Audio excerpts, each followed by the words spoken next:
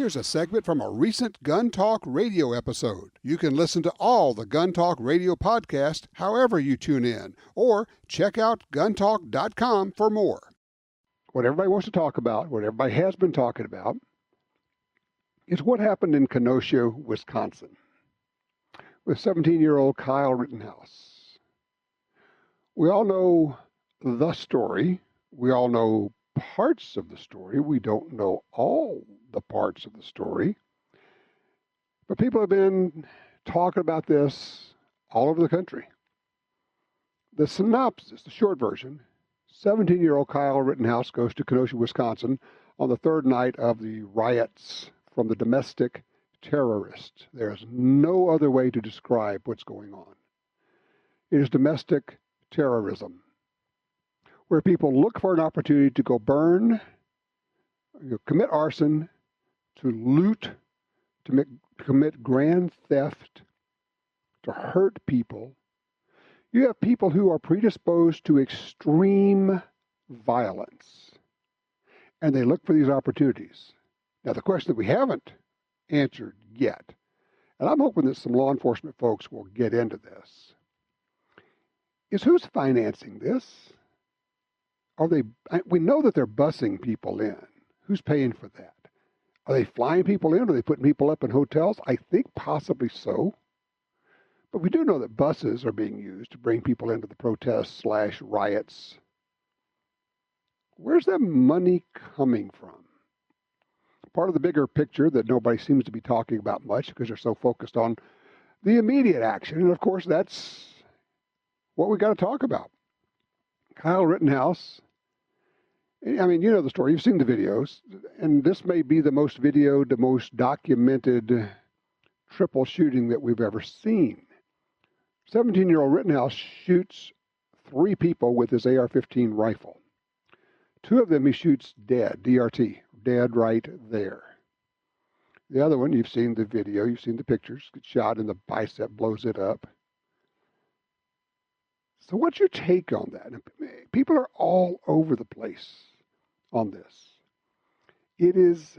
Was it self-defense? Yes, of course it was.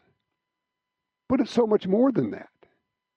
Yes, of course it was self-defense. But this falls squarely in the category of yes, but. The yes, but category. But there are other factors involved, a lot of other factors. The other thing I'm going to suggest, and I'm going to talk about this a good bit right now. The other thing I'm going to suggest is you put aside everything that you think you know about this. There's a lot of misinformation. There's a lot of distraction. There's a lot of bad information. There's a lot of intentional misleading information out there from both sides. Okay? 17-year-old Kyle Rittenhouse comes from Illinois to Wisconsin, has his AR. Don't know how he got there. Some reports say his mother drove him. I don't know if that's true. There's a lot that we think we know that I think we're going to end up finding out may not be quite exactly correct. Was it legal for a 17-year-old to have a rifle in Wisconsin? Well, yes and no. It all depends. Depends on which statute you read. There are conflicting statutes in Wisconsin, conflicting laws. The legislature did a horrible job of writing the laws about that. That will end up coming up as well. So I want to talk about that, and I also want to tell you there are some takeaways for each of us. There are some things we can learn from this. There are actually some tactical things, some gear, equipment things we can learn from this. Using an AR-15 for self-defense if you get into that situation. Real quickly, I'm going to get Charles in here for just a minute here. Line 5 out of Reno. Hey, Charles, your take on the Kyle Rittenhouse story before I give my impression. Well, sir, as you know, it's a very complicated situation. I truly believe that this young kid is a hero. I understand the whole thing. You know, everybody's trying to say that this kid was out there instigating. I look at the kid's background. I feel that is so far from the truth that, this kid was out there just trying to do right, and everything that he did was in self-defense. You know as well as I do that They've been able to track all the firing he was fired at initially before he ever fired. His life was threatened on several occasions. In my opinion, this kid had God by his side when this whole thing took place, because I mean, a 17-year-old kid going through that gauntlet, not shooting any innocent bystanders and coming out the way he did. You know, this was a God-inspired thing, in my opinion. That might be over the top to some people, but I think this kid, what he did, woke up America. I think some of the things that happened in Portland last night with this prayer patriot being stalked and murdered in the street is going to – BLM's in trouble, man. Patriots are going to come out. I don't want this country to resort to civil war, but it's coming. And we can't sit by as Americans and just be silent and allow this to happen to our country. You can say what you want to say about Trump. You can say what you want to say about Biden, but this is deeper. If Trump wins, we're going into civil war, Tom. And I think that that they are not going to stop if Trump wins. Wait. And if Biden wins? Republicans aren't like that, Tom. Republicans love this country. We are not going to riot if Biden wins. If Trump wins, the other side is going to continue what they're doing. BLM is sitting with billions of dollars right now. They're quiet. Why are they so quiet? They're waiting to see what happens in the election, and then they're going to take that money and they're going to come out and they're going to set this country on fire, Tom. And I'll tell you, I don't worry about BLM. It's Antifa. Two different groups. Antifa, I think, basically infiltrates the BLM protest. It's Antifa. You got to understand there's two different groups that work here. Charles, I appreciate the call. Let me give my thoughts on this. One of the things Charles said is looking at the background of Rittenhouse, Kyle Rittenhouse.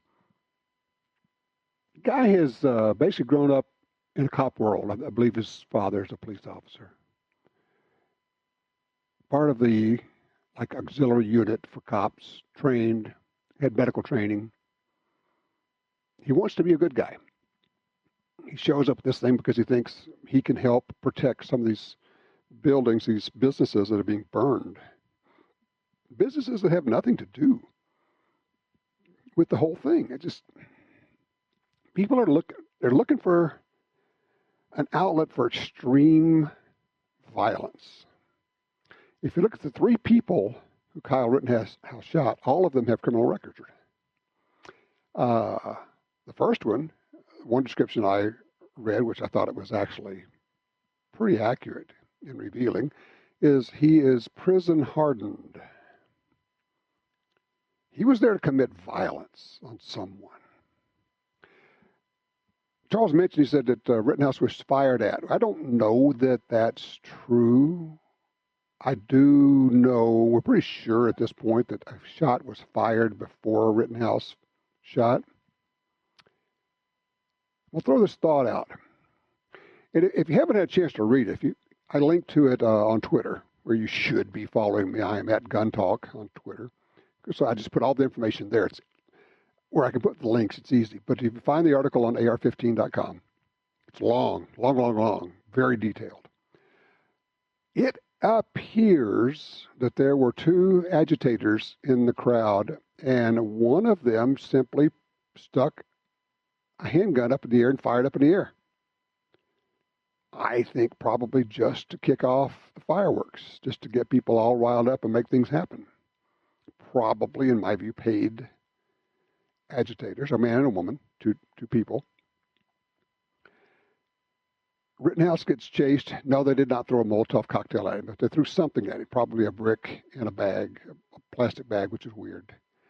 And then chased him and chased him and chased him. And then finally, Rittenhouse being chased, pursued. He's trying to get away. He's running. He turns around and shoots this guy. Rittenhouse fires 4 shots. Understand, Rittenhouse has a 17-year-old Kyle Rittenhouse has an AR-15. One of the important, and I've talked about this before, but I'm not sure it really made an impression, but I want you to think about this. It probably saved his life, the fact that he had a sling on his AR-15. Well, what do you mean, Tom? How does a sling save your life? I feel certain he would have had the rifle taken away from him because he was wrestling for his rifle. at one point, people trying to yank it away from him. And because he had the sling on and because he had it slung correctly and properly, he was able to retain possession of his gun and use it to save his life. If you do not have a sling on your self-defense carbine or shotgun, you need to this week get serious about getting one. I'm not talking about a hunting rifle sling. I'm talking about a tactical sling, not a single point. I'm not a fan of single points. Just me, but I don't like them. First guy tries to assault him. Rittenhouse shoots him. Rittenhouse then escapes from that situation and then is running, trying to get to the police. He gets chased down by what appears to be at least a dozen people. Four of them actually try to assault him. One guy kicks him in the head. Another guy takes a skateboard and tries to tomahawk him in the back of the head. He actually hits him in the back of the head while Rittenhouse is on the ground sitting. He's in a sitting position. That is assault with a deadly weapon. Rittenhouse shoots him, center punches him, DRT, dead right there. By the way, rifles hit harder than pistols. Another guy, right after that, immediately after that, comes up and shoves a pistol into Rittenhouse, 17-year-old Kyle Rittenhouse's face. And what I think we're reading is that this guy is a prohibited person. He can't legally have a pistol. Oh, but yeah, gee whiz, there are criminals in the midst of the riots, in the war zone. Big surprise. So he pulls his pistol out, points it at Rittenhouse. Rittenhouse, I guess, points his gun at him. He kind of backs off for just a moment. It's almost like a feint, like he's going to go away, and then turns back around, possibly to shoot Rittenhouse. Doesn't really matter. Rittenhouse shoots him, hits him in the bicep. What's interesting, you see the pictures, and you see the guy with the upper part of his arm basically blown away, still holding on to his pistol with that hand. The point to be made here, how often have we said, just because you shoot somebody doesn't mean they stop. Just because you shoot somebody in the arm or in the hand, it doesn't mean they drop their gun. Rittenhouse actually maintained trigger finger control.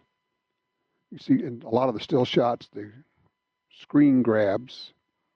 He's got a finger straight along the side of the action while he's moving. He shot only the people who were attacking him and no one else. He may have shown more restraint than most people would have when the fellow with the gun, the last fellow, pointed the gun at him and Rittenhouse shot him and he didn't drop the gun. Most people, including almost all police officers, would have continued to shoot him because he was still in the fight, actually. Rittenhouse did not do that. Then he tried to give himself up to the police. The police wouldn't have any of that. So finally, unable to give himself up to the police, at least that's what it looks like. Understand that all we're doing is working with what we have right now. So he goes home and then turns himself into the police. There, I think, is what happened. At this point, he's sitting in jail. And you got to wonder, is he examining the wisdom of going to a riot, choosing to attend a riot where there are violent felons with guns? Because you want to protect somebody's property. 2 people are dead, 1 shot. Kyle Rittenhouse is in jail. His life will be changed forever. Everybody's going to know his name. He's been charged with first-degree murder.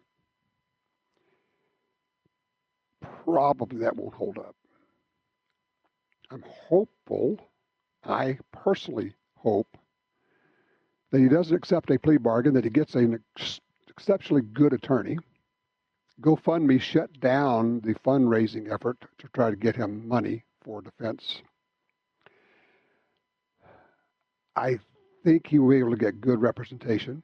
It will take that. It will take a year, 2 years, who knows how long to go through this process. And even at the end of that, at a certain point, he's going to start wondering, was this all worth it?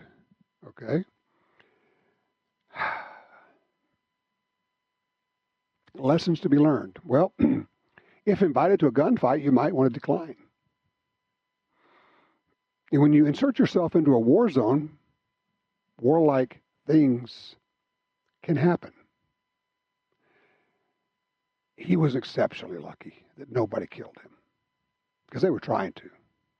One report said that the guy who got shot in the arm says his only regret is he didn't kill Kyle. All three people he shot had criminal records. Don't know how many other people there did, but what I guess you could say is that people with violent criminal records were violent. They were exercising extreme violence. They were there to be violent. That's why they went there. And then in Portland, we just had a Trump supporter killed last night. 90 days of rioting in Portland. And now today, after this latest shooting, the governor says, well, this must stop. Really? You've had 90 days of this. And you've been unwilling to call out the National Guard to stop it. So each of us has to look at this and figure out what our takeaway is. Personally, as I always say, rule number one is don't be there. I think putting yourself in the middle of that could be called foolish. Some will say it's brave. Some would say it's a good action for people to stand up, because if the police have been pulled out, who is going to stand up to them? I don't know the answer to that yet. We're working on that, okay? The other thing people said was, well, he did really well for being untrained. Are we sure he is untrained? He looked pretty darn trained to me. I know of a pair of 14-year-olds, twins, who have been to Tiger McKee's training class 4 times. So don't assume. Awful lot of assuming going on.